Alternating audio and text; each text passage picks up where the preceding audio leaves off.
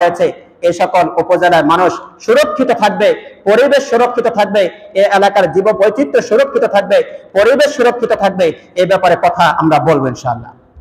তা আজকে তাদের নির্ধারিত যে টপিকটা সেটা হলো যে আমরা একজন মুসলমান হিসাবে আমাদের দায়িত্ব সচেতনতা অনেক বেশি দরকার। আমি আজকে হাদিসটা যেটা পড়েছি এটা আমি 43 দিন পূর্ব এই হাদিস পরে আপনাদেরকে বলেছিলাম যে আমরা আমাদের জায়গা থেকে সবাই দায়িত্বশীল, আর এই দায়িত্বে অবহেলা করলে এটা আল্লাহর কাছে জবাবদিহি করতে হবে।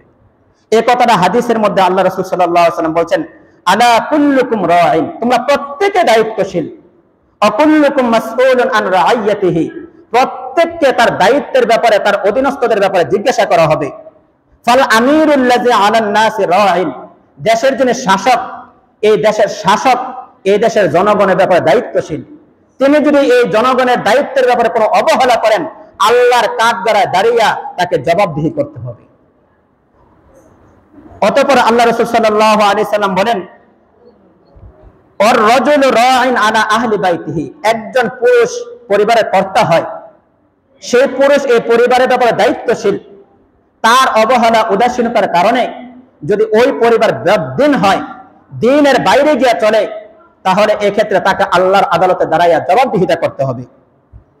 একজন পুরুষের অনুপস্থিতিতে তার সন্তান আদিকে মানুষ করা, লেখাপড়া করিয়ে তাদেরকে মানুষের মতো মানুষ হিসেবে গড়ে তোলা, এটা দায়িত্বশীল হয় স্ত্রী। আল্লাহ রাসূল আল মারআতু রাইয়াতুন আলা বাইতি বালিহা ওয়া ওয়ালাদিহি, একজন স্ত্রী তার স্বামীর ঘরে, তার স্বামীর ঘর এবং সন্তানদের ব্যাপারে দায়িত্বশীল। সে যদি এক্ষেত্রে অবহেলা করে, তাহলে আল্লাহর দরবারে এ ব্যাপারে তাকে জবাবদিহিতা করতে হবে। অতঃপর আল্লাহ রাসূল বলেন, ওয়াল আবদু রাঈন, কোন ব্যক্তির যদি কোনো কৃতদাস থাকে, গোলাম থাকে, সে দায়িত্বশীল আলা মালি সাইয়্যিদিহি, তার মনিবের সম্পদের ব্যাপারে। তার কোনো অবহেলার কারণে যদি তার মনিবের কোনো সম্পদ এখান থেকে বিনষ্ট হয়, নষ্ট হয়ে যায়, তাহলে আল্লাহর আদালতে দ্বারা তাকেও জবাবদিহিতা করতে হবে। অতঃপর আল্লাহ রাসূল আলা ফাকুল্লুকুম রাঈন, এটা তো কয়েকটা পদের কথা বলা হলো। তোমরা প্রত্যেকে তোমাদের জায়গা থেকে, তুমি একটা সরকারি অফিসে কর্মকর্তা, বেসরকারি অফিসে কর্মকর্তা, অথবা অন্য কোনো ব্যবসায়িক প্রতিষ্ঠানের কর্মচারী, তুমি প্রত্যেকে তোমার জায়গা থেকে তোমার দায়িত্বশীল। তুমি যদি এই ব্যাপারে দায়িত্ব অবহেলা করো, তাহলে এই ব্যাপারে আল্লাহ তাআলার কাছে তোমাকে অবশ্যই জবাবদিহি করতে হবে। এই জবাবদিহিতা যেমন সরকারি চাকরিতে হইতে পারে, বেসরকারি চাকরিতে হইতে পারে, মসজিদ মাদ্রাসার দায়িত্ব হইতে পারে, মসজিদের অন্যান্য কোনো পদে থেকে হইতে পারে, সর্বক্ষেত্রে এই দায়িত্ব আবশ্যক।